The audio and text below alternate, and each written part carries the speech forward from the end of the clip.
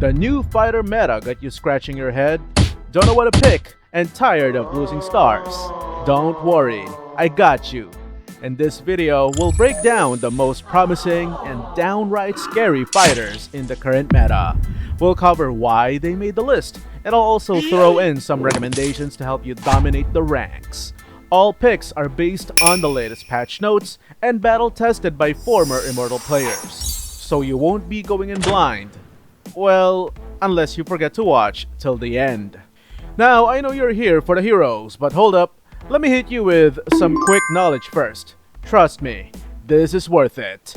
Because this game changes made a huge impact on why these fighters are so busted right now. First up, that juicy XP boost from the Siege minion in the XP lane. Free XP buffet. This lets a lot of fighters level up faster than their enemies, especially those early game brawlers. More skills, more pain, and if played right, this can turn them into absolute monsters in teamfights before the enemies even know what hit them.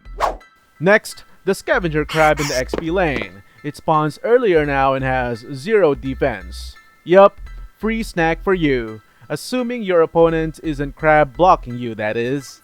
If your jungler ignores it, you better believe you should grab crab if you can. For all my Roam Fighter fans rocking Dire Hit, guess what? That bad boy got buffed too. It now has a significantly lower cooldown. And here's the spicy part. Glowing Wand, Sea Halberd, and Dominance Ice's anti-heal passive got nerfed by 10%. That means fighters with crazy spell vamp or other means of HP sustaining methods are thriving. Brute Force Breastplate also got some love. Costs more, but gives you more HP and more resilience. You'll laugh in the face of stuns and knockups. Twilight Armor, which everyone kind of forgot about, now has an automatic clutch feature. If you drop below 30% HP, you auto-heal 20% of your max HP back over 4 seconds. Combine that with equipment like Queen's Wings and or Oracle, and suddenly, you're the comeback god. Oh, and finally, Fire Emblem and Festival of Blood. More spell vamp, better defense for the Fire Emblem, and now 12 stacks on Festival of Blood instead of 8. Translation: harder to kill fighters who suck HP like Edward from Temu. Alright, now let's dive into the fighter meta. Ruby is so good right now, it's borderline criminal. They gave her a massive spell vamp buff.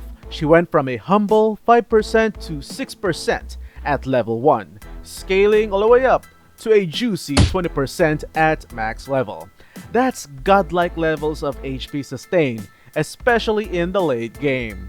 Sure, they nerfed the little defense bonus she got after every dash from her passive skill.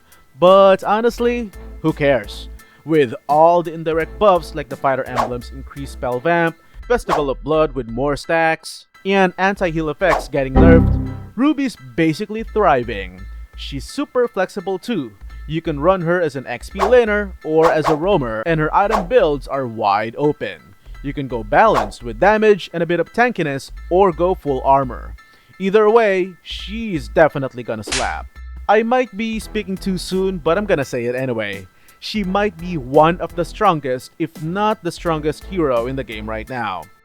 Yu Zhong just got some serious glow-ups. His passive, Sha Residue, used to be a bit, lazy at healing him. But now, they boosted the flight speed of those marks, so he heals faster and more efficiently.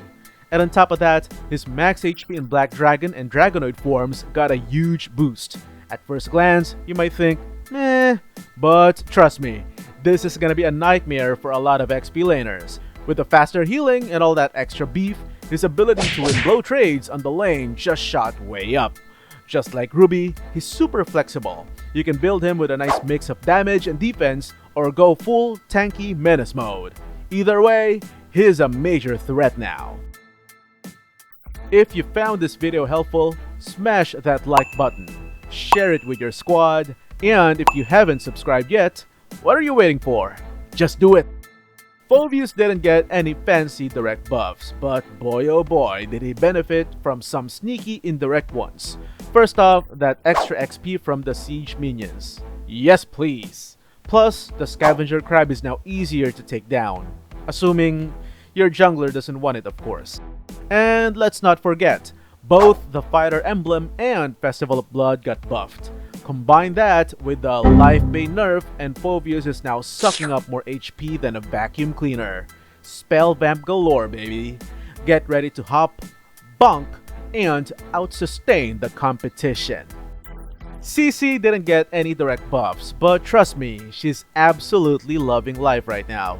The buffs to the Fighter Emblem, Festival of Blood, and Brute Force Breastplate? Chef's kiss. And don't forget, Life Bane got nerfed too. So don't be shocked if you see CC yo-yoing all over the place, kiting you like crazy while slurping back absurd amounts of HP with that juicy spell vamp. 1 second you think you've got her, the next, she's healthier than your salad-eating friend on a New Year's resolution. Just like before, she's still incredible with a combination of damage and defense, and of course, cooldown reduction. Lapu Lapu is an absolute unit right now. This dude is ridiculously hard to kill. And it's not just the indirect buffs helping him out, he even got some sweet direct upgrades too. What really caught my eye? That juicy buff on his second skill while in Great Sword stance. It gives him beefier damage reduction, not just overall, but right from the get-go. Before, if he only tagged or dealt damage to one enemy, he'd start with a measly 10% reduction, up to 50% if he deals damage on 5 enemy heroes in total. But now, he kicks things off at a chunky 30% and adds another 8% for every extra enemy hero he hits, bringing it up to more than 60%. It's like stacking shields on shields. And with Life Bane getting nerfed, oh boy, Lapu Lapu is loving life right now. Good luck trying to bust this guy down. You might as well bring a picnic basket because it's gonna take a while.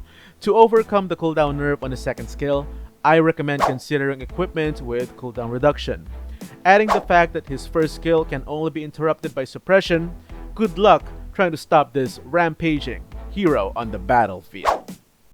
Arlott is that fighter who loves to dance in and out of teamfights like he's on Dancing with the Stars. The devs thought, hey, maybe he needs more flexibility with defensive items. Personally, I think that's only half true. I think he's still best when you build him as a lean, mean damage dealing machine. They also tweaked his second skill a bit and optimized the control so he can better position himself for combos. Cool, but let's be honest, that's just a minor quality of life buff. The real reason he's on this list? That shiny new ultimate effect. It now permanently reduces his passive skill's cooldown, and trust me, that's the kind of buff that can make him chain his second skill like crazy. Let's not forget that his ultimate can only be interrupted by suppression, which means whatever you do, unless you're Franco or Kaja, you won't be able to stop Arlott from swiping your entire squad. The result? One moment you think you're fine, the next you're caught in an endless combo, and eventually the respawn screen. Overall, I think fighters in general are about to hit the gym hard in this meta. Expect to see beasts like Terizla, Alpha, Jawhead, and Hilda causing more mayhem than ever. How about you? What do you think? Any other fighters you feel deserve a spot here? Drop your picks in the comments below. I'm always lurking. Thanks for watching, peace out, and happy ranking!